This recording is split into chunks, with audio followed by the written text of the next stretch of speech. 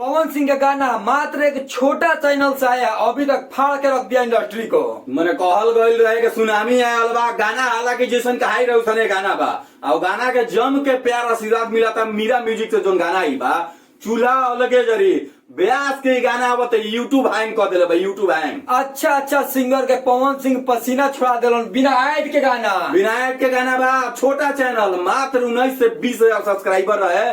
ब्यास के गाना आवते उस चैनल में मैंने अगर देखल जाए तो सब्सक्राइबर करी 1 लाख सब्सक्राइबर टप गई बड़ा मात्र 11 से 12 घंटा में 2 मिलियन क्रॉस व्यू बा, 2 मिलियन क्रॉस। अरे भाई यूट्यूब पे दिखाओ तो 2 मिलियन 3-4 मिलियन पार बा, समझ लो पावर कहाँ से शुरू हमनी के काले वीडियो बनती जा, लेकिन कुछ तकनीकी फॉल्ट के कारण मैंने बरसात रहे लाइन वगैरह ना के चलते वीडियो ना बना पाई जा, लेकिन गाना हमनी के देखनी जा। प्रियांशु भाई के म्यूजिक 1 नंबर बा, ब्यास गईले बना, शिवानी सिंह गईले बड़ी और मैं भाई क्यों शालिनी बाड़ी तक गाना कहीं से काटे लेके निके जे गाना के निके सुन ले जाके मीरा म्यूजिक पर गाना आइल बा, मीरा म्यूजिक पर जाके खूब प्यार आशीर्वाद दो लोग रील जम के बनावा।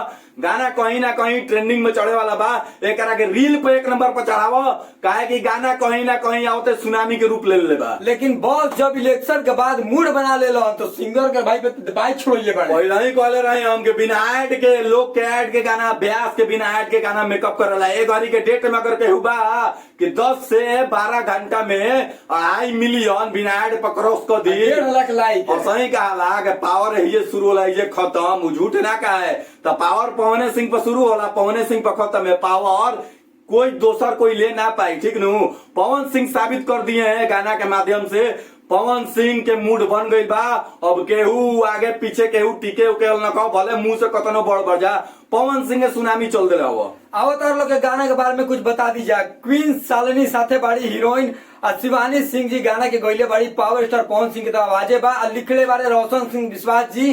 गाना एकदम सुपर डुपर ब्लास्ट हो गया भाई। गाना आवे से पहले ही तार लोग बतेले रही कि पति पत्नी के गाना बा, नोक जोक बा, ब्यास का एक्टिंग कइले बने में मैंने अगर कहल जाए तो कहीं से काटे लेके नहीं के।